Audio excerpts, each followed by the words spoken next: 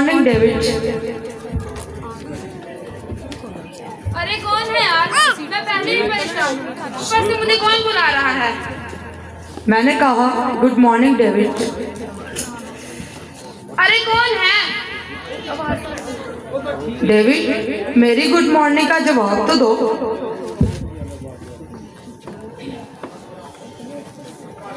कहीं ये आवाज इस बाइबल में से तो नहीं आ रही? तुम कैसे बोल सकती हो? तुम तो एक किताब हो। तुम क्या करके बात कर रहे हो? मैं बाइबल हूँ। लगता है मेरा बीपी हाई हो रहा है, मैं मुंह धोकर आता हूँ। उसे समझ ही नहीं आ रही कि बाइबल उससे बातें कर रही है।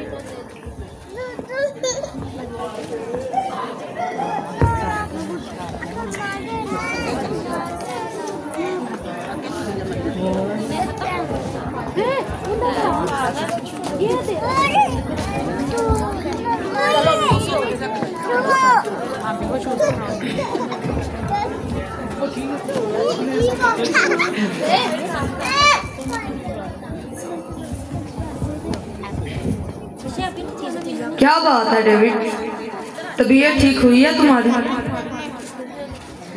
अरे ये मेरा वहम तो नहीं? तुम कैसे बात कर सकती हो? मैं कह रहा हूँ कि मैं बात कर रहा हूँ। मैं क्या? ये किताब कैसे बात कर सकती है? डेविड, माना कि मैं एक किताब हूँ, पर मैं एक आम किताब नहीं हूँ, क्योंकि खुदा का कलाम जिंदा, मुअस्सर और हर दो-धारी तलवार से ज्यादा तेज है। ये मेरा वहम तो नहीं? एक किताब कैसे बात कर सकती है? ऊपर से तुम कह रही हो कि मैं जिंदा हूँ। डरो मत, मैं सिर्फ तुमसे बात करना चाहता हूँ। क्या बात करना चाहते हो? मैंने तुमसे कोई बात नहीं करनी। डेविड, क्या परेशानी है मुझे बताओ। क्या बताऊँ? मैंने कहा ना मैं परेशान हूँ। डेविड, मेरे पास हर मसले का हल है। दुनिया में ऐसी कोई परेशानी नहीं जिसका हल मेरे पास नहीं। ये बातें बाद में करेंगे, पहले तुम मुझे बताओ, क्या तुम मुझसे दोस्ती करोगे? मैं वादा करता हूँ जहाँ तुम जाओगे मैं तुम्हारे साथ जाऊंगा। रुको रुको, ये किताब तो मेरे गले में पड़ गई। डेविड, तुमने अपनी परेशानी का कहा था, उसके बारे में बात करो। वैसे आप मुझे बताओ कि आप हो कौन? बैठो, मैं तुम्हें बताता हूँ मैं कौन। क्या तुमने कभी कोई नई चीज खरीदी है? हाँ, अभी पिछले दिनों ही बाइक खरीदी है। उसके साथ एक मैनुअल गाइड आता है। वो मैनुअल गाइड चलाने वाले की रहनुमाई करता है कि किस तरह चलाते हैं। अगर इंसान को चलाने में कोई मुश्किल पेश आती है तो उसकी रहनुमाई करता है, उसे गाइड करता है। इसी तरह मैं भी एक मैनुअल हूँ, लेकिन मैं इंसान का मैनुअल हूँ जो इंसान को गाइड करता है। डेविड, मेरे पास तुम्हारे लिए एक प्लान है। प्लान तो बहुत से लोग देते हैं। माना डेविड कि बहुत से लोग तुम्हें प्लान देते होंगे, लेकिन जो प्लान मेरे पास है वो मेरी तरफ से नहीं बल्कि खुदा की तरफ से है। जो मुझे सुनता है वो मुझे नहीं बल्कि खुदा को सुनता है। अच्छा, आप खुदा के बारे में जानते ही क्या हो? डेविड, इब्तिदा में कलाम था, कलाम खुदा के साथ था, कलाम ही खुदा था। भाई, मेरे पहले तो कुछ नहीं पड़ रहा, आप मुझे साफ अल्फाजों में समझाओ ना। डेविड, अगर सादा अल्फाज में बताऊं तो मैं इब्तिदा से खुदा के साथ था। अच्छा, आप इतनी पुरानी किताब है? हाँ, मैं इतनी पुरानी किताब हूँ। अच्छा, तो फिर आप मुझे बताओ कि मेरे माथे पर क्या है या मेरे हाथों में क्या है कि कल को मेरा मुस्तकबिल कैसा होने वाला है? डेविड, तुम्हारे हाथों पे क्या है या तुम्हारे माथे पे क्या है, इससे तुम्हारे कल का पता नहीं चलेगा। लेकिन जो काम तुम्हारे हाथ करते हैं, अगर काम खराब हुआ तो दिमाग भी खराब होगा और आने वाला कल भी खराब होगा। और देखो, सब एक बीज की तरह है, जो इंसान बोता है वो ही काटता है। और हाँ, जो तुम आज भुगत रहे हो, क्या वो तुमने कल को भेजा ना था? बातें तो बहुत अच्छी करते हो, लेकिन मैंने तो कोई गलत काम नहीं किया, कोई गलत बीज नहीं बोया, फिर मुझ पर इतनी मुसीबतें परेशानियां क्यों हैं? देखो, मेरा एक भाई है, हम दोनों को हमारे बाप ने अलग कर दिए हैं। अब उसने अपना घर बेच दिया है और वो रोजाना आकर मुझसे लड़ता है। डेविड, मेरे पास खुदा का एक खिदमत गुजार है, इब्राहिम। उसका एक भतीजा था जो उसके साथ जमीन के लिए रोज झगड़ा करता था। तुम्हें पता है इब्राहिम ने उसे कहा क्या?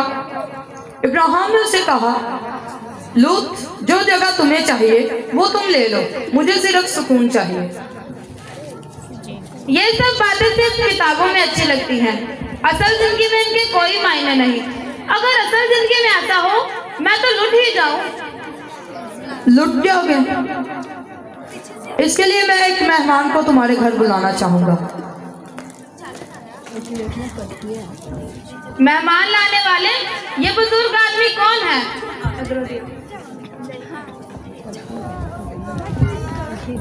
मैं इब्राहिम हूँ। तुमने कभी आसमान पर तारे गिने हैं? आसमान पर तारे? आसमान पर तारे गिनूं? मैं तो बुजुर्ग ही हो जाऊंगा। मुझसे भी कोई सवाल करता हो तो मैं ही जवाब देता, लेकिन जिसने मुझसे ये सवाल किया मैं उसे ऐसा जवाब नहीं दे सकता।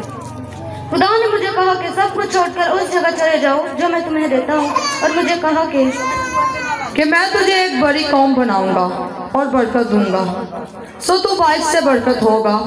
जो लोग तुझे मुबारक कहेंगे मैं उससे बरकत दूंगा, और जो तुझ पर लानत करेंगे मैं उस पर लानत करूंगा, और जमीन के सब कबीला के लोग तेरे वसीला से बरकत पाएंगे। और इस वादे की वजह से सब कुछ मैंने लूत को दे दिया, और मुझे कहा कि ये सब कुछ छोड़कर उस जगह में जाओ जो मैं तुम्हें देता हूँ।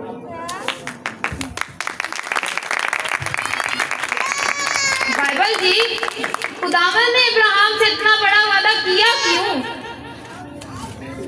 डेविड, मैं तुम्हें बताता हूँ, खुदा ने सबके साथ वादा किया था। जरूरी यह है कि इब्राहिम ने उसके वादे का यकीन किया और खुदा ने वो वादा उसकी जिंदगी में पूरा किया। अच्छा, वैसे मैं भी अपना नाम महान करना चाहता हूँ। मुझे बताएं कि मैं क्या करूँ, कैसे करूँ? डेविड, तुम मुझे कहते हो कि तुम अपना नाम महान करना चाहते हो, लेकिन मैं तुमसे पूछता हूँ, क्या तुम अपनी जिंदगी में खुदा की मर्जी चाहते हो? लेकिन इब्राहिम अपना नाम बिल्कुल महान करना नहीं चाहता था।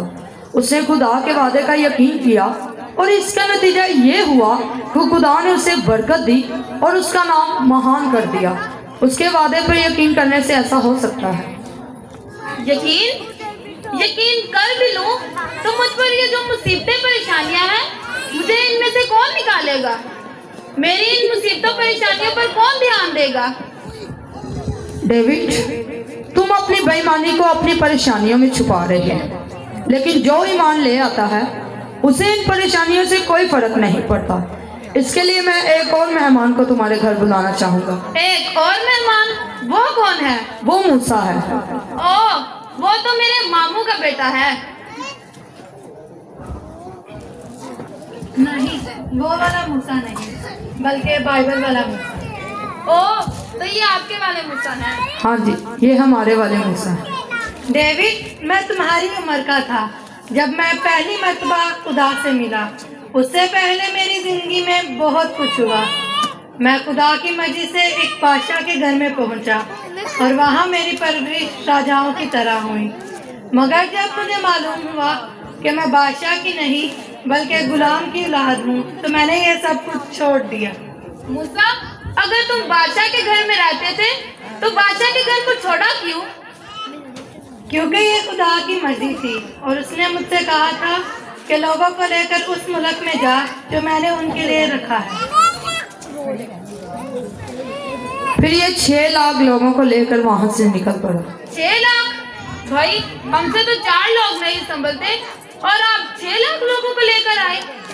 डेविड, अगर मैं तुम्हारी तरह एक आम आदमी के तौर पर सोचता तो ये मुमकिन ना था, क्योंकि ये खुदा की मर्जी और उसका हुक्म था, इसलिए ये मुमकिन हुआ। फिर बहुत कीमती जिम्मेदारी इनको सौंपी गई। खुदा ने मुझे पहाड़ पर बुलाया और इनको मुझे सौंपा और कहा, लोगों को लेकर न इस मुल्क से दूसरे मुल्क जा, बल्कि इनको कलाम पर चलने के लिए तैयार कर। वैसे मूसा, तुमने इतना बड़ा काम किया कैसे? काम तो मुश्किल था। 6 लाख लोगों को लेकर जाना। कोई खाना मांगता था तो कोई पत्थर मारता था, क्योंकि ये खुदा की मर्जी और उसका हुक्म था और मेरा ईमान था, इसलिए ये मुमकिन हुआ। और आज भी उसकी आवाज़ मेरे कानों में गूंजती है, डरो मत, मैं हमेशा तुम्हारे साथ हूँ। डरो मत, मैं हमेशा तुम्हारे। वैसे बाइबल जी, कितने खुशकिस्मत है ना वो इब्राहिम और मूसा कि वो खुदा से खुद बातें करते हैं। काश मैं भी खुदा से बातें कर सकता।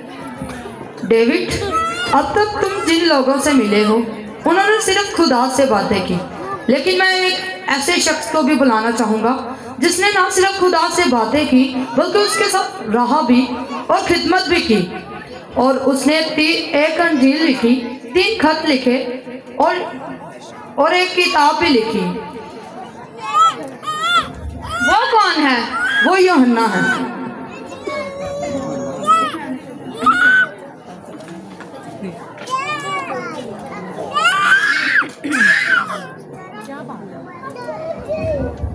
मैं यूहन्ना हूँ। मैं पहले मछुआरा था। एक दिन जब मैं मछलियाँ पकड़ रहा था तो खुदावन यीशु ने मेरे पास आकर कहा, आज से तुम माहीगीर नहीं बल्कि आदमगीर हो। मैंने खुदावन यीशु की सूरत को बदलते देखा। मैंने याई की बेटी को जिंदा होते देखा और जब खुदावन यीशु को सलीब दी गई तब भी मैं उसके साथ था और मैंने गवाही दी कि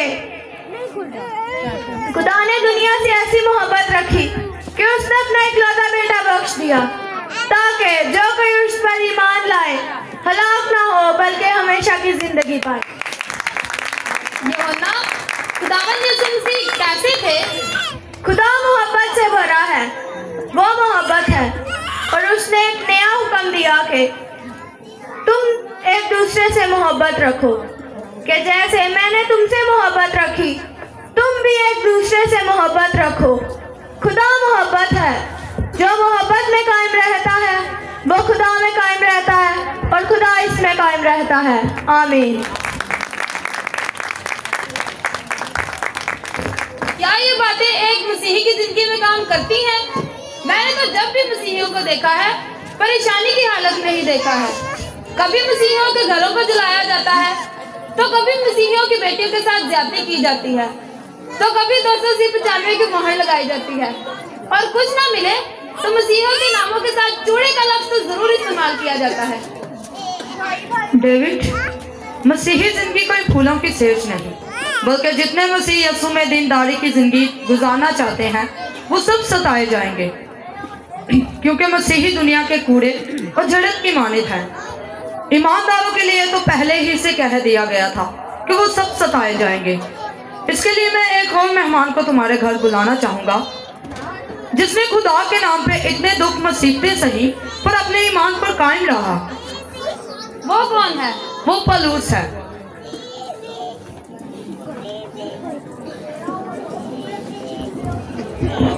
मैं पलूस हूँ, वही पलूस जो पहले साउल था और मसीह का नाम लेने वाले को सताता और कत्ल करता था। मगर जब मसीह ने मेरी जिंदगी बदली तो मैंने मसीह के नाम पर बहुत से दुख सहे। मैंने कोड़े खाने से, कैद होने से, हंगामों से, बेदारी से, फाकों से और कौम के खतरों में रहा हूँ। मैंने यहूदियों से 5 बार एक कम 40 कोड़े खाए। बास ठट्ठों में उड़ाए जाने, कोड़े खाने और कैद में पड़ने से आजमाया गया, लेकिन मैं हमेशा यही कहता रहा, जिंदा रहना मेरे लिए मसीह और मरना नफा है। बाइबल जी, वैसे आप ये सब बातें मुझसे कर क्यों रहे हैं? इनका क्या मकसद है? डेविड, इन सारी कहानियों और किस्सों के अंदर मेरा असली वजूद ये है कि मैं मोहब्बत से बड़ा हूँ और एक प्रेम पत्र हूँ। जो खुदा ने तुम्हारे लिए लिखा। डेविड, खुदा ये नहीं चाहता कि तुम हारे थके हो या मुसीबतों में हो या परेशानियों में हो, बल्कि खुदा चाहता है कि तुम अपनी जिंदगी में कामयाब बनो मेरे जरिए से। इसीलिए खुदा ने मुझे लिखा, इसीलिए खुदा ने मुझे लिखवाया और तुम्हारे पास भेजा। अच्छा, खुदा के लिए मैं इतना खास हूँ? आज डेविड, शायद तुम्हें अंदाजा भी नहीं कि तुम खुदा के लिए कितने कीमती हो। एक काम करो, अपने इस चश्मे को उतारो। क्यों? मुझे तो सब कुछ धुंधला दिखाई देता है सुबह ही। डेविड, एक मरतबा उसे उतारो तो सही। अच्छा, अब तुम्हें कैसा नजर आ रहा है? यकीनन सब धुंधला दिखाई दे रहा होगा। हाँ, क्योंकि तुमने उस चश्मे को उतार ही दिया जिससे तुम्हें हर एक रास्ता साफ नजर आता था। और अब एक काम करो, इस चश्मे को पहन लो।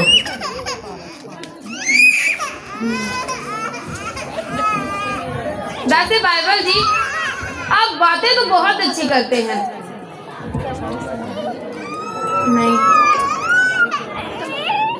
बातें तो बहुत अच्छी करते हैं, लेकिन सच बात तो ये है कि आप जहाँ भी जाते हैं वहाँ से मुसीबतें परेशानियाँ खत्म कर देते हैं। हाँ डेविड, मैं भी तुम्हारी जिंदगी में एक चश्मे की तरह हूँ। अगर तुम मुझे पहनोगे तो मैं तुम्हारे आगे आने वाला हर एक रास्ता साफ कर दूंगा। तुम मुझसे कहते हो कि तुम खुदा को देखना चाहते हो। अगर तुम मुझे अपनाओगे तो मुझे अपनाने से तुम्हें खुदा का चेहरा साफ नजर आएगा और तुम खुदा को जान भी जाओगे। बातें तो बहुत अच्छी करते हैं, लेकिन आप एक बात जानते हैं, मैंने कभी किसी से इतनी दिल खोल कर नहीं बातें की। डेविड, मैं जानता हूँ कि हमारी दोस्ती पक्की हो रही है और एक दोस्त की जिम्मेदारी होती है दोस्त का भला करे। और मैं तुम्हें आज एक तोहफा देना चाहता हूँ। वो तोहफा खुदा के बेटे की खुशखबरी है। मैं आप सबको बताना चाहता हूँ कि खुदावन आप सबसे मोहब्बत करता है। उसने दुनिया का सबसे कीमती तोहफा आप लोगों को दे दिया और वो उसका इकलौता बेटा यस्सु है। शायद दरवाजे पर कोई आया है। ठहरो डेविड, ये खटखटाहट उसी खुदा के बेटे की है, लेकिन मैं उसे अंदर नहीं बुला सकता। सिर्फ तुम ही उसे अपनी जिंदगी में, अपने दिल में बुला सकते हो। हाँ, मैं जाता हूँ और दरवाजा तो खोल कर आता हूँ। रुको डेविड, जल्दबाजी ना करो। मैं जानता हूँ कि आज बहुत से मेहमान तुम्हारे घर आए, लेकिन जो मेहमान दरवाजे पे रहे वो इन सबसे बड़ा है। उसका नाम सब नामों में से आला है। वो जलाल का बादशाह कहलाता है। वो खुदा से तुमको जोड़ेगा। वो खुदा का रूप है और खुदा उसमें बसा हुआ है और उससे मिलने का वक्त बहुत नजदीक आ गया है। अच्छा, फिर मैं जाता हूँ और दरवाजा खोल कर आता हूँ। देखो डेविड, अगर तुम ईमान रखते हो तो दरवाजा खोलो, क्योंकि तुम ईमान ही से उसे देख सकते हो। हाँ, मैं ईमान रखता हूँ और खुदा के लिए अपने घर का दरवाजा खोलना चाहता हूँ। जाओ फिर दरवाजा खोल के आओ।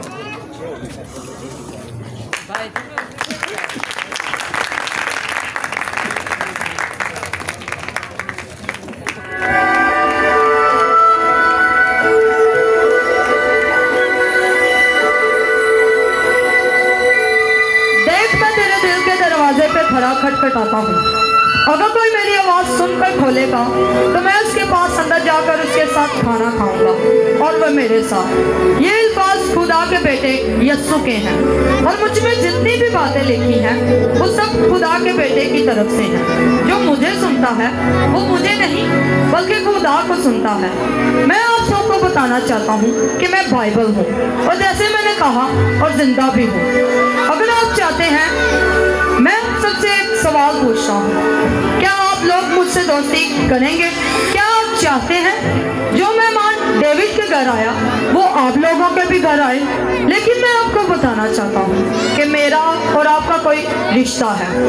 और हाँ, शायद हो सकता है मैं आपके घर में पहले ही से मौजूद हूँ, किसी अलमारी में या किसी शेल्फ पे पड़ा धूल खा रहा हूँ। या शायद हो सकता है कि आपने मुझे बहुत संभाल के रखा हो, लेकिन मैं आपको बताना चाहता हूँ मेरा और आपका कोई रिश्ता है और ये रिश्ता जिंदगी वाला होना चाहिए। याद रखिए, खुदावन यीशु मसीह ने फरमाया आसमान और ज़मीन टल जाएंगे लेकिन मेरे मुंह की बातें हरगिज़ ना टलेंगी। खुदावन यीशु मसीह के नाम की जय हो।